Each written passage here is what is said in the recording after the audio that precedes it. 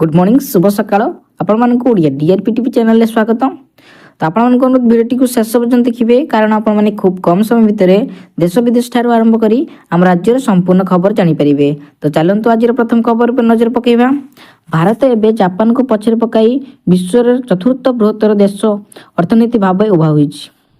ଆନ୍ତର୍ଜାତିକ ମୁଦ୍ରା ପାଣ୍ଠି IM ତଥ୍ୟ ଅନୁଯାୟୀ ଭାରତର ମୋଟ GDP ପ୍ରାୟ 4.51 ଟ୍ରିଲିୟନ ଡଲାରରେ ପହଞ୍ଚିଛି। ଏହି ତାଲିକାରେ ପ୍ରଥମ ସ୍ଥାନରେ ଆମେରିକା, ଦ୍ୱିତୀୟ ସ୍ଥାନରେ ଚୀନ ଏବଂ ତୃତୀୟ ସ୍ଥାନରେ ଜର୍ମାନୀ ରହିଛି। ଆଗାମୀ ଦିନରେ ଜର୍ମାନୀକୁ ପଛରେ ପକାଇ ଭାରତ ତୃତୀୟ ସ୍ଥାନ ଦଖଲ କରିବାକୁ ଲକ୍ଷ୍ୟ ରଖିଛି। ଯଦିଓ ଭାରତ ଅର୍ଥନୀତି ଦ୍ରୁତ ଗତିରେ ବୃଦ୍ଧି ପାଉଛି, କିନ୍ତୁ ସାଧାରଣ ଲୋକଙ୍କର ଆୟ ସେହି ଅନୁପାତରେ ବଢ଼ୁନାହିଁ। ଭାରତର ମୁଣ୍ଡ ପିଛା ଆୟ 2.5 ଲକ୍ଷ ଟଙ୍କା ହୋଇଥିବା ବେଳେ ଜାପାନ ଓ ଜର୍ମାନୀ ପରି ଦେଶରେ ଏହା କେତେ ଗୁଣା ଅଧିକ ହୋଇଛି। ଏହା ସ୍ପଷ୍ଟ କରୁଛି ଯେ ବଢ଼ୁଥିବା GDPର ଲାଭ ସମସ୍ତଙ୍କୁ ସମାନ ଭାବରେ ମିଳୁନାହିଁ। ଦେଶର ଅର୍ଥନୈତିକ ବୃଦ୍ଧି ଗରିଷ୍ଠ ଅଂଶ କେବଳ କିଛି ଧନୀ ଲୋକ ଶ୍ରେଣୀଙ୍କ ପାଖରେ ପହଞ୍ଚୁଛି ଓ ସୀମିତ ହୋଇ ରହିଛି, ଯାହା ଗଭୀର ଚିନ୍ତାର ବିଷୟ ପାଲଟିଛି। ପରବର୍ତ୍ତୀ ନ୍ୟୁଜ୍। ବର୍ତ୍ତମାନ ସୁନା ଦାମ ବଢ଼ିବାରେ ଲାଗିଛି। ଭାରତରେ ସୁନା କିଣିବା ପରମ୍ପରା ଏବେ ମଧ୍ୟ ବନ୍ଦ ହୋଇନାହିଁ। ବାହାଘର ପର୍ବପର୍ବାଣୀରେ ନିବେଶରେ ଲୋକେ ଆଜି ବି ସୁନାକୁ ମଧ୍ୟ ପ୍ରଥମ ପସନ୍ଦ କରୁଛନ୍ତି, କିନ୍ତୁ ସୁନା ଅଳଙ୍କାରର ମୂଲ୍ୟ କେମିତି ହିସାବ ହୁଏ ସେଥିରେ ଏତେ ପର୍ଯ୍ୟନ୍ତ ସ୍ପଷ୍ଟ ହୋଇନାହିଁ। ସୁନା ଦାମ ମୁଖ୍ୟତଃ ସୁନାର ଶୁଦ୍ଧତା ଓ ଓଜନ ଓ ଗଢ଼ା ମଜୁରୀ ଓ ମାଲିକ ଇତ୍ୟାଦି ଉପରେ ନିର୍ଭର କରିଥାଏ। ପ୍ରତ୍ୟେକ ସହରରେ ଗୋଲ୍ଡ ଆସୋସିଏସନ ପ୍ରତିନିଧି ସୁନାର ମୂଲ୍ୟକୁ ଘୋଷଣା କରିଥାଏ, ତେଣୁ ସହରରେ ଅନୁସାରେ ଭିନ୍ନ ଭିନ୍ନ ହୋଇପାରେ।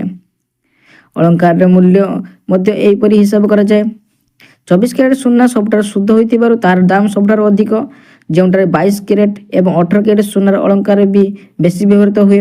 ତେଣୁ ସୁନା କିଣିବା ପୂର୍ବରୁ କ୍ୟାରେଟ ଓ ଗଢ଼ା ମଜୁରୀ ଓ GST ନିଶ୍ଚୟ ଯାଞ୍ଚ କରି ଯାଆନ୍ତୁ।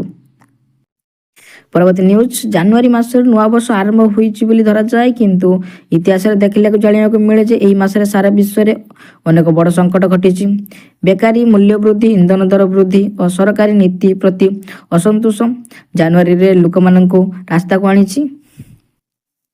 କାଜାଖସ୍ତାନରେ ଇନ୍ଧନ ମୂଲ୍ୟ ବୃଦ୍ଧି ଯୋଗୁଁ ଦଙ୍ଗା ହୋଇଥିଲା। ଆମେରିକାରେ 6 ଜାନୁଆରୀରେ କ୍ୟାପିଟଲ ଆକ୍ରମଣ ହୋଇଥିଲା। ଭାରତର କୃଷକ ଆନ୍ଦୋଳନ ଏବଂ ଶ୍ରମିକ ଧର୍ମଘଟ ଜାନୁଆରୀ ମାସରେ ହୋଇଛି। କାଶ୍ମୀର ପଣ୍ଡିତଙ୍କ ପଳାୟନ ଜାନୁଆରୀ ମାସରେ ମଧ୍ୟ ଘଟିଥିଲା। ତେବେ ପ୍ରଶ୍ନ ହେଉଛି, ଜାନୁଆରୀ କି ମାତ୍ର ସଂଯୋଗ କି କିଏ ଏକ ସତର୍କ ଅଟେ?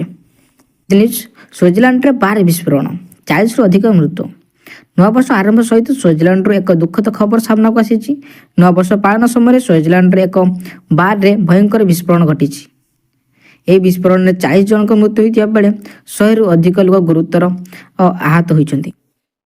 ପରବର୍ତ୍ତୀ ନ୍ୟୁଜ୍। ଡିସେମ୍ବରରେ ବଢ଼ିଲା GST ସଂଗ୍ରହ। ଡିସେମ୍ବର ମାସରେ ଦେଶର ବସ୍ତୁ ଓ ସେବା କର GST ସଂଗ୍ରହରେ ବୃଦ୍ଧି ଦେଖାଯାଇଛି। ଏହି ମାସରେ ମୋଟ GST ସଂଗ୍ରହ 1.74 ଲକ୍ଷ କୋଟି ଟଙ୍କାରେ ପହଞ୍ଚିଥିଲା। ଏହା ଗତ ବର୍ଷ ଡିସେମ୍ବର ତୁଳନାରେ 6.1% ଅଧିକ। ନଭେମ୍ବର ମାସରେ GST ସଂଗ୍ରହରେ 1.70 ଲକ୍ଷ କୋଟି ଟଙ୍କା ଥିଲା, ଡିସେମ୍ବର ମାସରେ ବଢ଼ିଛି। ସରକାରୀ ସୂଚନା ଅନୁସାରେ ଗତ 3 ମାସ ମଧ୍ୟରେ ଏହା ସର୍ବାଧିକ ବୃଦ୍ଧି। ଏଥିରେ ଆମଦାନୀ ଉପରେ ଲାଗୁଥିବା GST ଓ ଅବଦାନ ଅଧିକ ରହିଛି। ରିଫଣ୍ଡ ପରେ ନିଟ୍ GST ଆଦାୟ 1.46 ଲକ୍ଷ କୋଟି ଟଙ୍କାରେ ରହିଛି। ମହାରାଷ୍ଟ୍ର, ଗୁଜରାଟ, କର୍ଣ୍ଣାଟକ, ତାମିଲନାଡୁ ଭଳି ରାଜ୍ୟରେ ଏହି ସଂଗ୍ରହରେ ଅଧିକ ଅବଦାନ ରହୁଛି।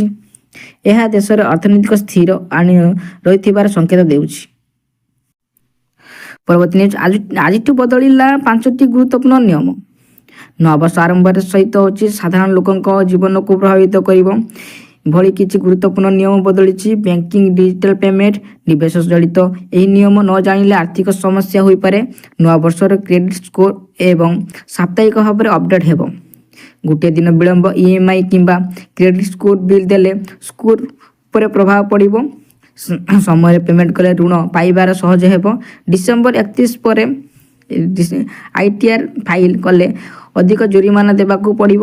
UPI ଏବଂ ଡିଜିଟାଲ ପେମେଣ୍ଟ KYC ନିୟମ ଆହୁରି କଠୋର ହୋଇଯାଇଛି। ପାନ୍ କାର୍ଡ଼, ଆଧାର କାର୍ଡ଼ ଲିଙ୍କ ନ କଲେ ବ୍ୟାଙ୍କ, ନିବେଶ ବ୍ୟବସାୟ ସମସ୍ୟା ହେବ। ଏହା ସହିତ ଇନ୍ଧନ ଦର ବଢ଼ିବାର ଆଶଙ୍କା ମଧ୍ୟ ରହିଛି।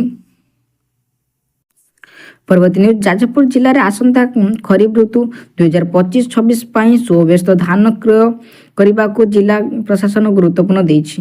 ଏହି ଉଦ୍ଦେଶ୍ୟ ଗୌତମ ବୁଦ୍ଧ ସଂସ୍କୃତି ଭବନ ଏବଂ ସମୀକ୍ଷା ବୈଠକ ହୋଇଥିଲା। ବୈଠକରେ ଜିଲ୍ଲାପାଳ ଶ୍ରୀ ଅମର କୁମାର କର ଚାଷୀମାନଙ୍କୁ ସମ୍ମାନ ଦେବା ଏବଂ ମଣ୍ଡିରେ ସମସ୍ତ ମୌଳିକ ସୁବିଧା ଯୋଗାଇବାକୁ ନିର୍ଦ୍ଦେଶ ଦେଇଥିଲେ। ଧାନ କ୍ରୟରେ କୌଣସି ଅବ୍ୟବସ୍ଥା ହେଲେ କଠୋର କାର୍ଯ୍ୟାନୁଷ୍ଠାନ ନିଆଯିବ ବୋଲି କହିଥିଲେ। ଜାନୁଆରୀ 7 ତାରିଖରେ ଧାନ କ୍ରୟ ଆରମ୍ଭ ହେବ। ଚଳିତ ବର୍ଷ ପ୍ରାୟ 60,000 ଚାଷୀଙ୍କ ଠାରୁ 14,000 କୁଇଣ୍ଟାଲ ଧାନ କ୍ରୟ କରିବା ଲକ୍ଷ୍ୟ ରହିଛି। ମଣ୍ଡିରେ ପାନୀୟ ଜଳ ଓ ଆଲୋକ ବସିବା ପାଇଁ ବ୍ୟବସ୍ଥା, ସିସିଟିଭି ସମସ୍ତ ସୁବିଧା ରହିବ। ପରବର୍ତ୍ତୀ ନ୍ୟୁଜ୍, ନୂଆବର୍ଷ ଆରମ୍ଭରୁ ଖାଉଟିକୁ ମହଙ୍ଗା ମାଡ଼, ବଢ଼ିଲା କମର୍ସିଆଲ ଏଲ୍ପିଜି ସିଲିଣ୍ଡର ଦାମ। ନୂଆବର୍ଷ ଆରମ୍ଭରୁ ଖାଉଟିକୁ ମହଙ୍ଗା ମାଡ଼, 111 ଟଙ୍କା ବଢ଼ିଲା କମର୍ସିଆଲ ଏଲ୍ପିଜି ସିଲିଣ୍ଡର ଦର। ନୂଆଦିଲ୍ଲୀରେ 19 କେଜି କମର୍ସିଆଲ ସିଲିଣ୍ଡର ଦର 1580 ଟଙ୍କା 50 ପଇସା ଟଙ୍କାରୁ 1691 ଟଙ୍କା 50 ପଇସାକୁ ବଢ଼ିଛି।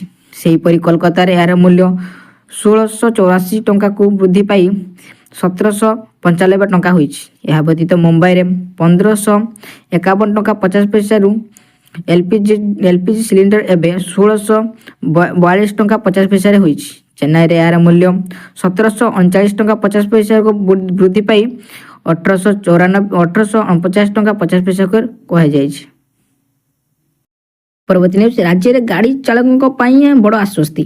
ରାଜ୍ୟ ସରକାର ପିୟୁସି ବା ପ୍ରଦୂଷଣ ପ୍ରମାଣପତ୍ର ଯାଞ୍ଚ ଅବଧିକୁ 2026 ମାର୍ଚ୍ଚ 31 ଯାଏଁ ବଢ଼ାଇଛନ୍ତି। ପରିବହନ ମନ୍ତ୍ରୀ ବିଭୂତି ଭୂଷଣ ଜେନା ଗୁରୁତ୍ୱପୂର୍ଣ୍ଣ ବୈଠକ ପରେ ଏହି ସୂଚନା ଦେଇଛନ୍ତି। ଲୋକଙ୍କ ଅସୁବିଧାକୁ ଦୃଷ୍ଟିରେ ରଖି ଫେବୃଆରୀ ପରିବର୍ତ୍ତେ ମାର୍ଚ୍ଚ ଶେଷ ପର୍ଯ୍ୟନ୍ତ ସମୟ ଦିଆଯାଇଛି। 1 ଏପ୍ରିଲ 2026 ଠାରୁ ପିୟୁସି ନଥିଲେ କଡ଼ା କାର୍ଯ୍ୟାନୁଷ୍ଠାନ ନିଆଯିବ। ପ୍ରମାଣପତ୍ର ମିଳିଲେ ଗାଡ଼ିରେ ଗ୍ରୀନ୍ ଷ୍ଟିକର ଲଗାଯିବ।